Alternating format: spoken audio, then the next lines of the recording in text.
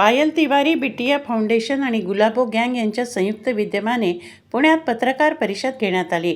या पत्रकार परिषदेत केतन अग्रवाल मृत्यू प्रकरणाशी संबंधित आमच्याकडे उपलब्ध असलेले कागदोपत्री पुरावे, माहिती आणि महत्त्वाची कागदपत्रे पत्रकारांसमोर सादर करण्यात आली।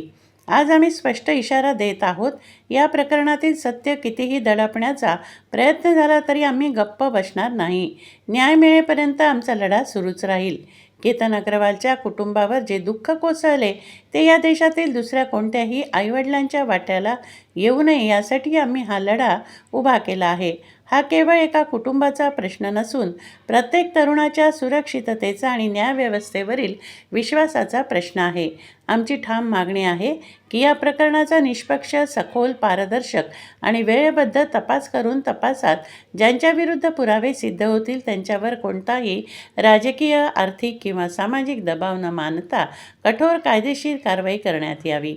आम्ही पुन्हा स्पष्ट सांगतो, न्याय मिळेपर्यंत आमचा संघर्ष थांबणार नाही। सत्य दडपणाऱ्यांना जनता कधीच माफ करणार नाही।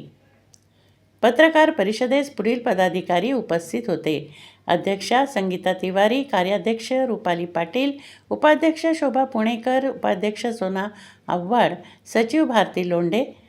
केतन अग्रवालला न्याय मिळालाच पाहिजे। सत्य दडपण्याचा प्रयत्न हाणून पाडला जाईल।